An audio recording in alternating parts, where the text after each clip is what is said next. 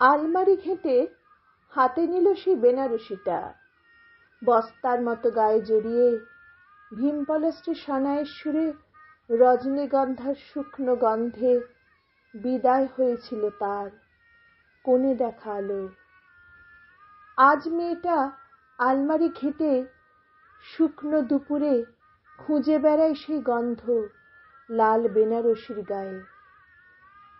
ফেলে আসা দুদিনের ঘর, ঘরের মধ্যে একটা পাগল বর, বরের সাজে সাজিয়েছিল বরের বাড়ির লোক, বুঝতে পারেনি চিনতে পারেনি বিয়ের রাত্রে চোখে নেমেছিল শোক।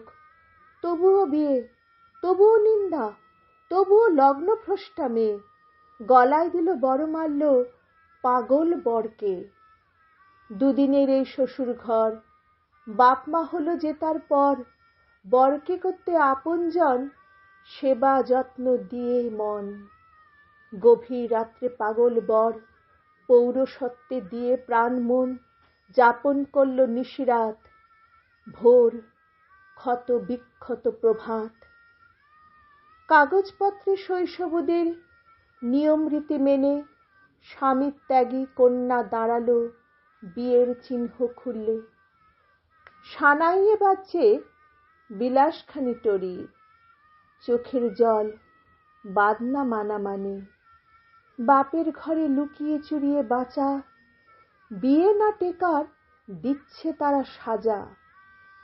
এই গল্পটা বানানো হলেও বানানো নয় মোটে। এই গল্পটা বানানো হলেও বানানো নয় মোটে।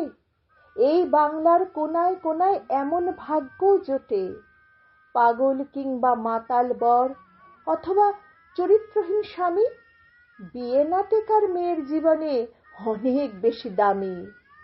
দারিদ্রতা লেপ্টে থাকে লাল বেনারসিতে, ভীমপলাশ্রী কানের কাছে বাজছে প্রতি রাতে।